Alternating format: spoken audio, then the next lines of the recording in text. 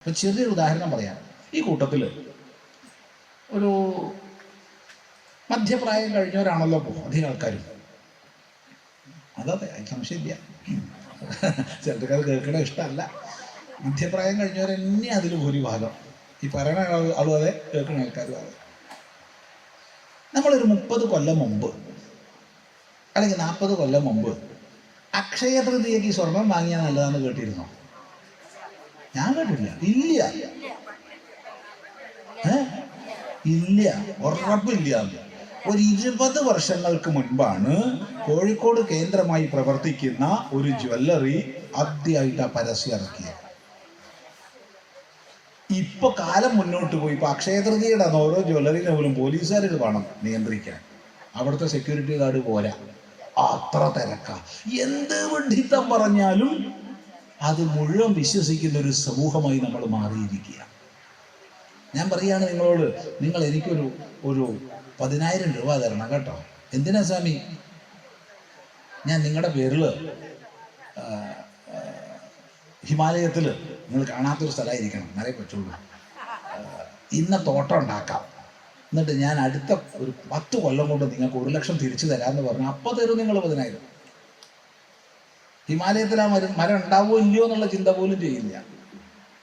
എന്ത് തട്ടിപ്പിനും മുമ്പിലാണ്. ആ മാന്ത്രിക ഏലസ്, ഈ മാന്ത്രിക ഏലസ് എന്ന് പറയുമ്പോഴത്തേക്ക് അതിൽ കൊള്ളും. നിങ്ങളുടെ എല്ലാവരുടെയും നന്മയ്ക്ക് വേണ്ടി അദ്വൈതാശ്രമം ഒരു യാഗം ചെയ്യാൻ പോവുകയാണ് അടുത്ത മാസം കേട്ടോ. എന്ത് യാഗം സ്വാമി? അത് സോമയാഗമാണ്, അല്ലെങ്കിൽ അതിരാത്രമാണ്. അദ്വൈതാശ്രമം ചെയ്യാൻ പോകണത്. അപ്പോൾ നിങ്ങളെല്ലാവരും 1 ലക്ഷം രൂപ തരണം കേട്ടോ. എന്തിനാ സ്വാമി ചെയ്യണത്? മൊത്തം നാടിൻ്റെ ശ്രേയസ്സിനാണ്. എടാ, എന്തിനാ നീ കള്ളത്തരം പറയണത്? യജമാനന് സ്വർഗം കിട്ടാനല്ലേ അത്? സ്വർഗകാമോ യജേത. സ്വർഗം ആഗ്രഹിക്കുന്നവൻ ചെയ്യേണ്ടുന്ന യജ്ഞമാണത്, യാഗമാണ്. പക്ഷെ അത് പറഞ്ഞാൽ നിങ്ങൾ പിരിവ് തരുമോ?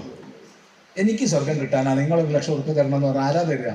അപ്പം ഞാൻ എന്ത് പറയും? നാടിൻ്റെ ഗുണത്തിനാന്ന് പറയും. ഈ വക തട്ടിപ്പുകൾ ധാർമ്മികതയുടെ, ആധ്യാത്മികതയുടെ പേരിൽ വളരെയധികം വ്യാപിക്കുന്നുണ്ട്. തമാശ പറയാമെന്ന് വിചാരിക്കരുത്. അതുകൊണ്ട് ഒന്ന് മനസ്സിലാക്കുക, നമുക്ക് ഐശ്വര്യം വളരണമെങ്കിൽ കുറുക്കു വഴികളൊന്നുമില്ല. സൽക്കർമ്മങ്ങൾ അനുഷ്ഠിക്കുക, അവനവൻ്റെ തൊഴിൽ കുശലതയോടുകൂടി ചെയ്യുക, നേർവഴി, സന്തോഷമായിട്ടിരിക്കുക, സന്തോഷമായിട്ട് പോവാം. അതാ ഐശ്വര്യത്തിനുള്ള വഴി. ഒപ്പം ദുഷ്കർമ്മങ്ങൾ വയ്യ. സൽക്കർമ്മങ്ങളും ചെയ്യും ദുഷ്കർമ്മങ്ങളും ചെയ്യും. ഏതിനാ ശക്തി ഉണ്ടാവുക? എന്താ നിങ്ങളുടെ അഭിപ്രായം? സൽക്കർമ്മത്തിനാണോ ശക്തി കൂടുക, ദുഷ്കർമ്മത്തിനാണോ? ചിലർ പറഞ്ഞ സൽക്കർമ്മം എന്നാ, ചിലർ പറഞ്ഞ ദുഷ്കർമ്മം എന്നാ. 2 അഭിപ്രായം ഇവിടെ ഉണ്ട്. എന്നാ ഞാൻ പറയാം. ഈ വല്ലാത്ത ക്ഷീണം കിട്ടുക, വല്ലാത്ത ക്ഷീണമുണ്ട്. എന്താ ചെയ്യുക? സ്വാമി ഒരു വൈദ്യരെ കാണിച്ചോളൂ. അങ്ങനെ വൈദ്യരെടുത്ത് പോയി. വൈദ്യരൊക്കെ നോക്കിയിട്ട് പറഞ്ഞു, എൻ്റെ സ്വാമി ദിവസവും പ്രസംഗിച്ച് ധാതുശക്തി ഒക്കെ പോയതാ. മനുഷ്യൻ്റെ ധാതുശക്തി മുഴുവൻ പോണ പരിപാടിയാണ് പ്രസംഗം. 5 സ്ത്രീഭോഗത്തിന് തുല്യമാണ് 1 മണിക്കൂർ പ്രസംഗിക്കൽ. അത്ര ധാതുശക്തി ചോർന്നു പോകും. അപ്പോൾ ഒരു കാര്യം ചെയ്തോളൂ, സ്വാമി ഒരു രസായനം കഴിച്ചോളൂ. എന്ത് രസായനമാണ് വേണ്ടത്? ഇതാണ്ട് കഴിച്ചോളൂ. ഒരു രസായനത്തിൻ്റെ പേരെഴുതുന്നു. എത്ര കഴിക്കണം? 90 ദിവസം കഴിക്കണം. ഓ, ഞാൻ കഴിച്ചോളാം. അപ്പോൾ വൈദ്യർ പറഞ്ഞ ഫലം ഉണ്ടാവണമെങ്കിൽ എത്ര ദിവസം കഴിക്കണം? 90 ദിവസം. ഉറപ്പാണേ. എനിക്ക് ജീവിതം മടുത്തു കിട്ടുക, ജീവിതം മടുത്തു. ഞാൻ തീരുമാനിച്ചിരിക്കുക ആത്മഹത്യ ചെയ്യാൻ. ഉറപ്പാ, നിന്ന് ആത്മഹത്യ ചെയ്യും. എന്താ ചെയ്യുക? സ്വാമി ഒരു കാര്യം ചെയ്തോളൂ, വിഷം കുടിച്ചോളൂ. എത്ര ദിവസം കുടിക്കണം? 90 ദിവസം കുടിക്കണം. 90 ദിവസം ഒരു സ്പൂണ് കുറച്ചു, പിറ്റത്തെ ദിവസം ഒരു സ്പൂണ് ആണോ? ഒറ്റ പ്രാവശ്യം കുടിച്ചാൽ മതി ഇല്ലേ? ഏതിനാ ശക്തി കൂടുക? സത്സംഗത്തിനാണോ ദുസ്സംഗത്തിനാണോ? ദുസ്സംഗത്തിനാ ശക്തി കൂടുക, ഒരു സംശയമില്ല.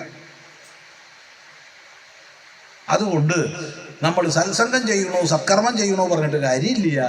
ദുഷ്കർമ്മം ഒഴിവാക്കുക,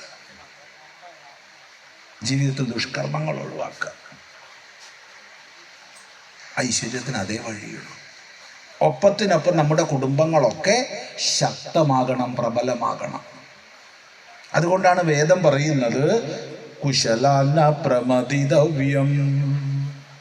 കുശലത്തിനായിക്കൊണ്ട് എന്ത് ചെയ്യണോ അതിൽ നിന്ന് മടിച്ച് പിന്മാറരുത്.